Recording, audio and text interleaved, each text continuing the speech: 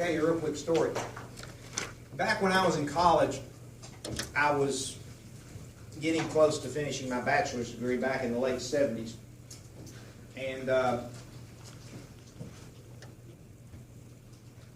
back in those days, we didn't have all these fancy computers and all this stuff that could do all this stuff for you, and you didn't have to think about it. You had to calculate this stuff using these formulas and these tables. And then Texas Instruments came out with the first calculator that would do this for you. Time, value, money. Calculate the payment, all this stuff. And I had to have one. It was a very expensive calculator. So I went to the university bookstore where I was going to college, and they just got one in, brand new, just got one in, and I bought it. First one they ever sold was me. I just had to have it. Kind of like your cell phone today. Had to have me a calculator that could calculate all this stuff. Because in accounting we use this a lot. And then I decided I needed to buy a new car a few months later. And I went to the car dealership to buy this car.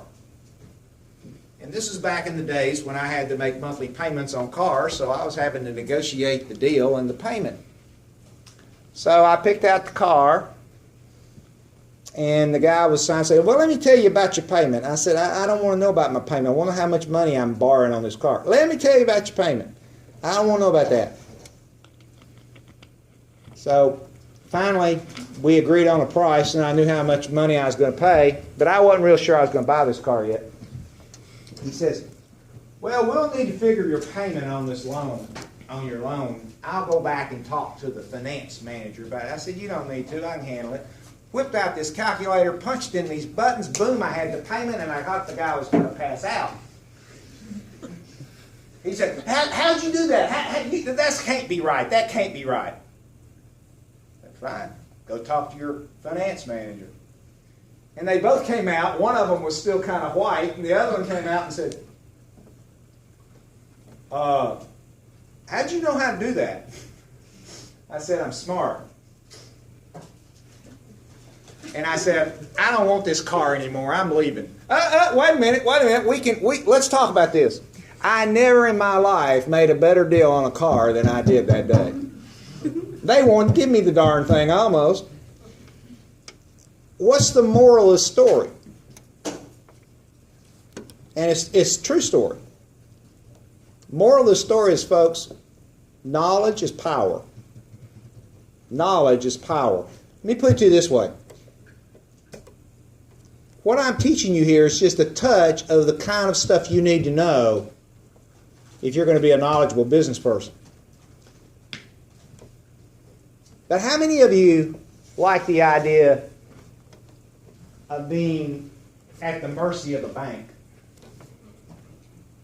Not me. How about the mercy of a car dealership? Well, you are if you don't know how this works. You're at their mercy. Well, whatever you say, they stick this contract in front of you. You don't read it. You sign it. God knows what you just signed. Knowledge is power. The more you know about this stuff, the less likely you're going to get taken advantage of sometime in your life. But if you don't understand it, you're going to get taken advantage of. You're going to get taken advantage of. And I don't want that to happen to you. Now, I'm not here to teach you all there is to know about the time value of money.